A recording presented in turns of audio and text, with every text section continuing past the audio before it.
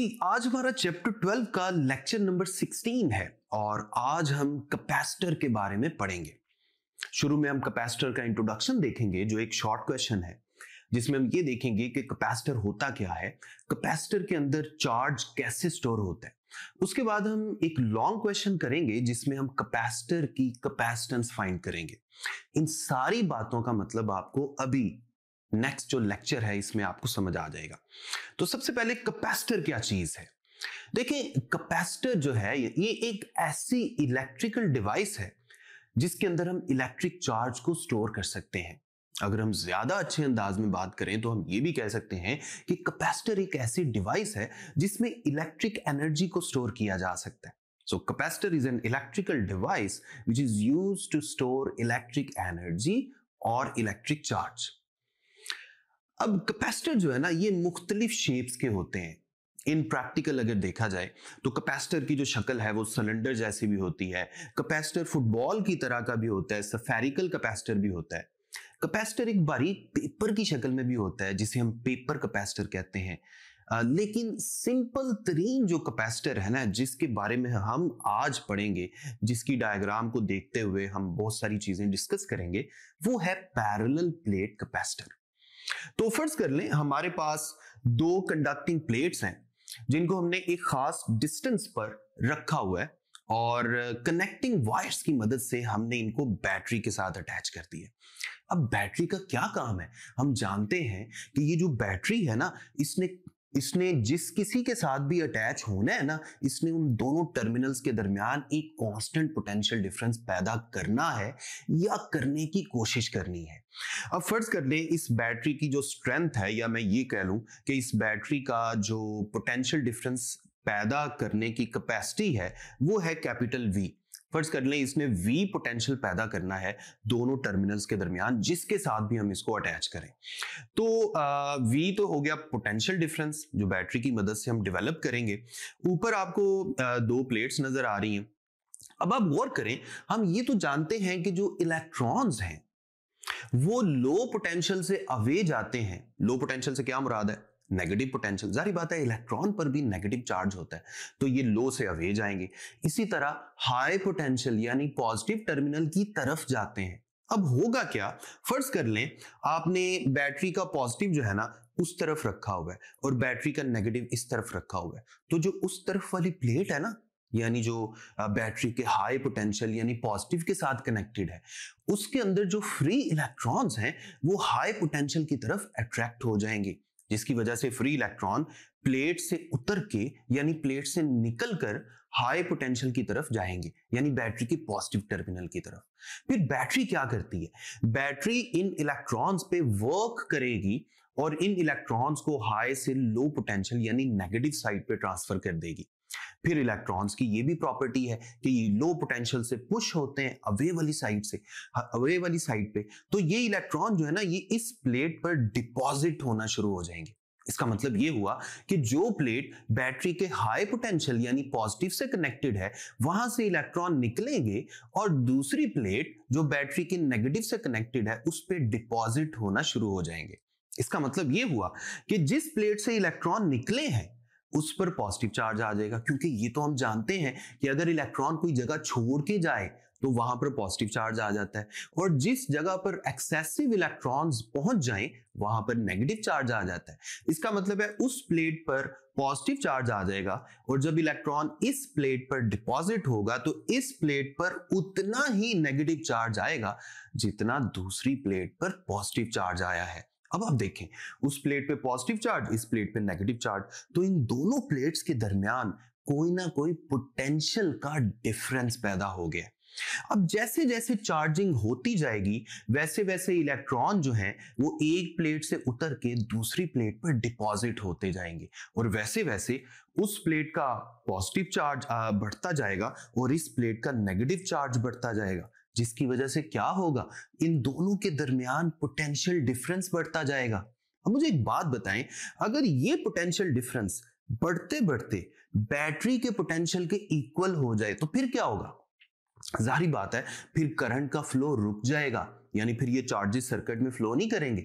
क्योंकि इस कंडीशन के बारे में हम कह सकते हैं now the capacitor has been fully charge, capacitor full charge हो चुका है। मतलब क्या हुआ, देखिए अब कैपेसिटर की वो वाली प्लेट जितना हाई पोटेंशियल पे आ गई है उतना ही हाई पोटेंशियल उस तरफ बैटरी का है। इसी तरह कैपेसिटर की ये वाली प्लेट जितना लो पोटेंशियल पर आ चुकी है इतना ही लो पोटेंशियल इस तरफ बैटरी का है। इसका मतलब है दोनों जो सोर्सेज हैं यानी बैटरी और कैपेसिटर इस वक्त एक जैसी स्ट्रेंथ रखते हैं और दोनों एक दूसरे को अपोज कर रहे हैं।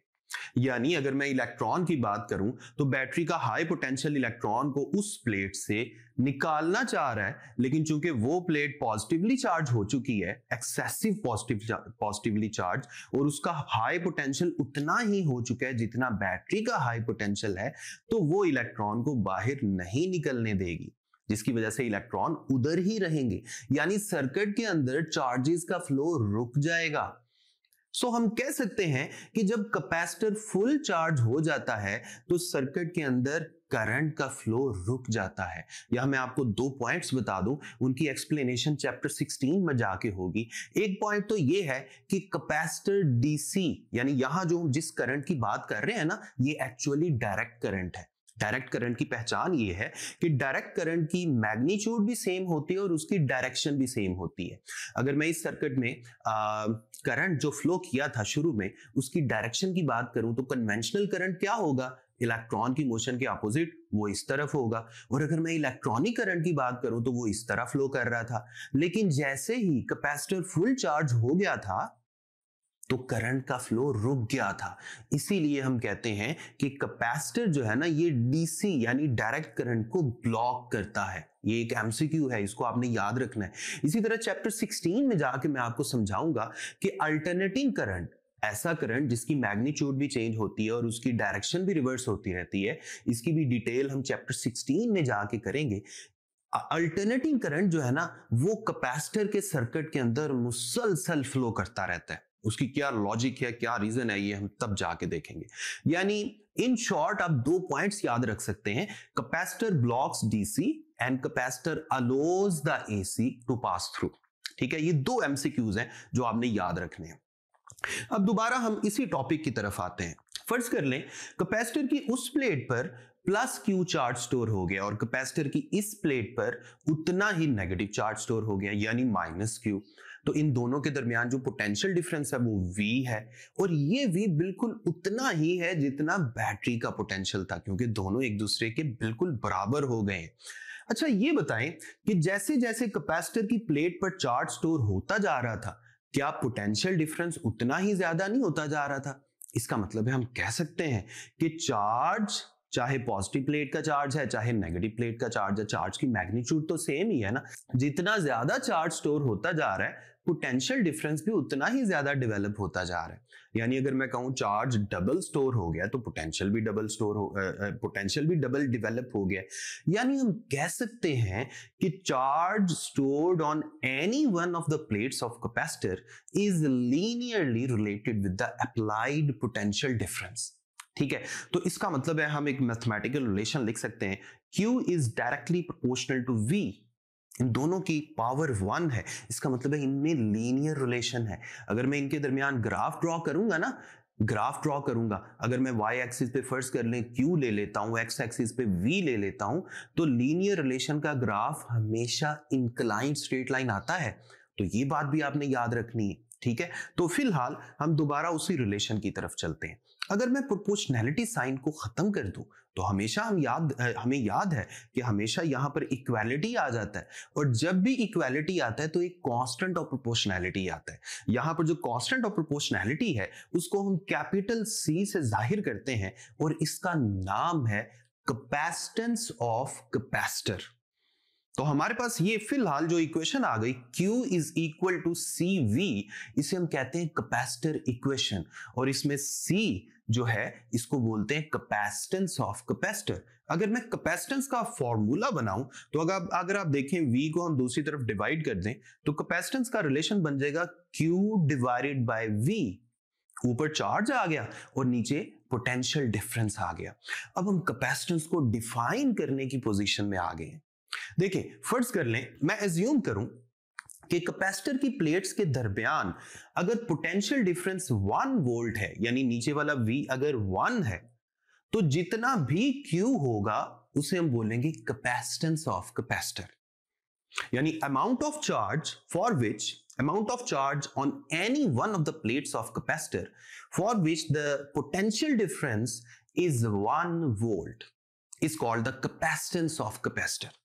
और अगर आपने एक आम बंदे को समझाना है कि कैपेसिटेंस का क्या मतलब है, तो आप कहेंगे कि कैपेसिटेंस जो है ना, ये कैपेसिटर की चार्ज स्टोर करने की कैपेसिटी है, यानी कैपेसिटी मतलब एबिलिटी है। कैपेसिटर जितना ज्यादा चार्ज स्टोर करने की कैपेसिटी रखता है, हम कहेंगे उसकी कैपेसिटेंस उतनी ही ज्यादा है। ओके, इसके बाद हम चलते हैं SI unit of capacitance. Capacitance का SI यूनिट पता क्या होता है? फैरड। अगर मैं फैरड को डिफाइन करूं तो मैं इसी रिलेशन के मुताबिक डिफाइन कर सकता हूं। देखिए, कैपेसिटेंस का रिलेशन आया था Q डिवाइडेड बाय V। अगर V 1 वोल्ट है और Q भी 1 कूलम हो, तो कैपेसिटेंस की जो वैल्यू है ना, वो होती है 1 फैरड। यानी मैं इसको इस तरह डिफाइन कर सकता हूं, if 1 volt potential difference is developed across between the plates of capacitor due to a charge of 1 coulomb on any one of the plates of capacitor, then capacitance of that capacitor is 1 farad. तो farad का formula या farad की जो expression है वो किस तरह की आ जाएगी? F is equal to coulomb यानी C डिवाइडेड बाय वोल्ट यानी V। तो आपके पास ये फैरड का रिलेशन आ गया। तो ये था कैपेसिटर का इंट्रोडक्शन। अब आप जरा गौर से मुझे एक बात बताएं, बजाहिर ये जो कैपेसिटेंस का रिलेशन है ना, जो हमने लिखा था Q डिवाइडेड बाय V, बजाहिर इससे ऐसा लग रहा है कि कैपेसिटेंस जो है ना वो चार्ज पे डिपेंड कर रहा है डायरेक्टली और इनवर्सली डिपेंड कर रहा है पोटेंशियल डिफरेंस पे। लेकिन मुझे एक बात बताएं, क्या आप इस कैपेसिटर को जो आपके पास इस वक्त मौजूद है, इसे मैं 10 वोल्ट की बैटरी से लगाऊंगा तो क्या इसकी कैपेसिटेंस कम होगी? और अगर मैं इसको 20 वोल्ट की बैटरी से लगाऊंगा तो क्या कैपेसिटेंस ज्यादा हो जाएगी? ऐसा तो नहीं है। अगर आप हद से ज्यादा पोटेंशियल वाली बैटरी से इसको अटैच करेंगे, फिर पता क्या होगा? हल्का सा धमाका होगा और ये कैपेसिटर जल जाएगा। इसका मतलब है ऐसा काम हमने नहीं करना। एक्चुअली अगर हम गौर से इस इक्वेशन को देखें तो हमें पता चल रहा है कि कैपेसिटेंस जो है वो सिर्फ Q या V पे डिपेंड नहीं कर रहा। कैपेसिटेंस एक्चुअली Q और V की रेशो पे डिपेंड कर रही है, अकेले Q या अकेले V पे डिपेंड नहीं कर रही। जितनी ज्यादा Q और V की रेशो होगी उतनी ही ज्यादा कैपेसिटेंस की वैल्यू होगी। लेकिन पोटेंशियल अप्लाई करने के लिए यानी बैटरी से कनेक्ट करने के लिए एक लिमिट है। हर कैपेसिटर की एक फिक्स लिमिट है कि हम उसको ज्यादा से ज्यादा कितना पोटेंशियल सप्लाई कर सकते हैं। तो इसका मतलब यह हुआ कि हमें कैपेसिटेंस का आइडिया लगाने के लिए कोई दूसरी इक्वेशन ढूंढनी पड़ेगी, और वही इक्वेशन अब हम जानने लगे हैं अपने इस लॉन्ग क्वेश्चन में, जिसका नाम है capacitance of parallel plate capacitor.